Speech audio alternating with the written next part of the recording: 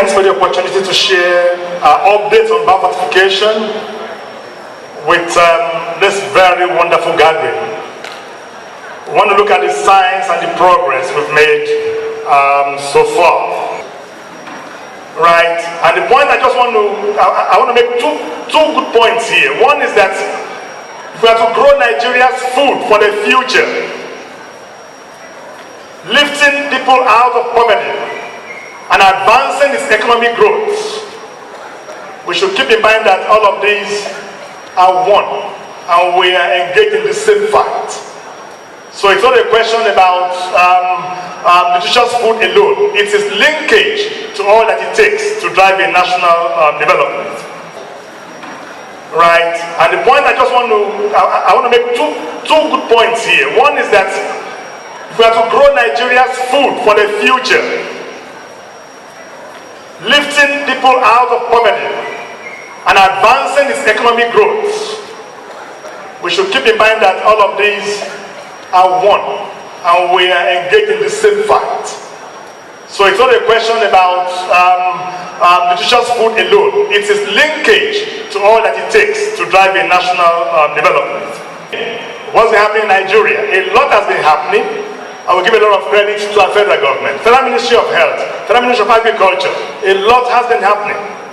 It's no longer news that dietary diversification, supplementation, commercial fortification are all very strong programs in this country, and they've all been contributing towards addressing this menace of hidden hunger.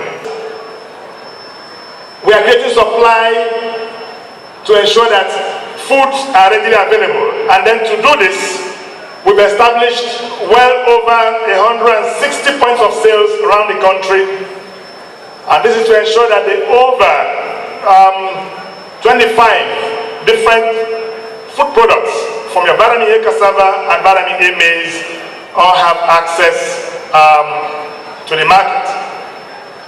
But the question has been what the drivers have been. What have been the drivers? Why are people accepting fortified foods? And on this graphic here, we try to look at the effect of advocacy. What has been its contribution? Then people's curiosity. Many of us started consuming Barami A Gari, Barami A maize because of curiosity. So what was it at the onset? What is it today? Product diversity and so on. And so today we know what we need to work around.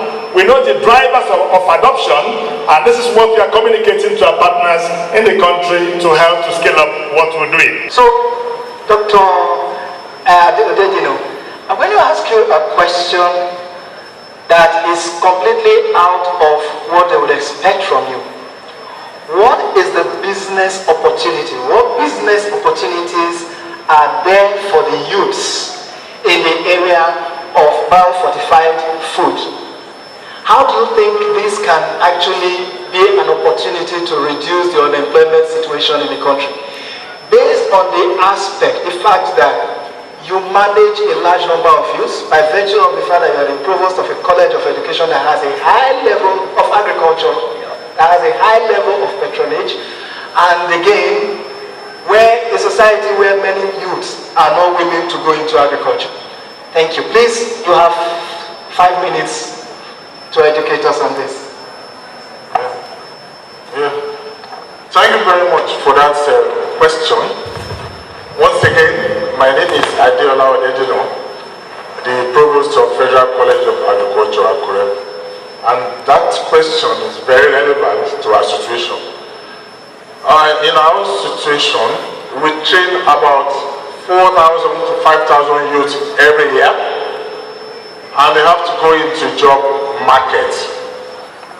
We don't have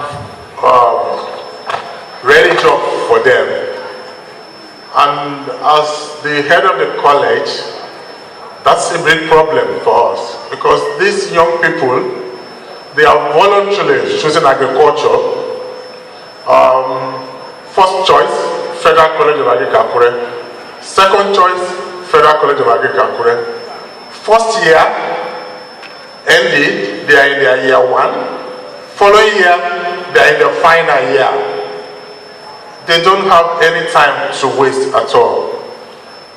And what we have found out is that these people need to go straight into the job market, create job for other people, and they themselves practicing profitable agriculture. So we found a good partner, not only in Harvest Plus, but in biofortified food crops. So we have identified about 10 very good value chain opportunity in vitamin A cassava and vitamin A maize.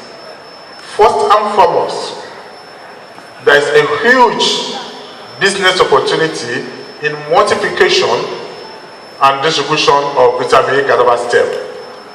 It's a multi-billion naira. Some people are tempted to say, this is an agricultural intervention, let the agriculture sector do it. How do you think, what role do you think multi-sectoral partnership can play in scaling up access to biofortified crops? Absolutely. There is no way forward except multi-sectoral approach.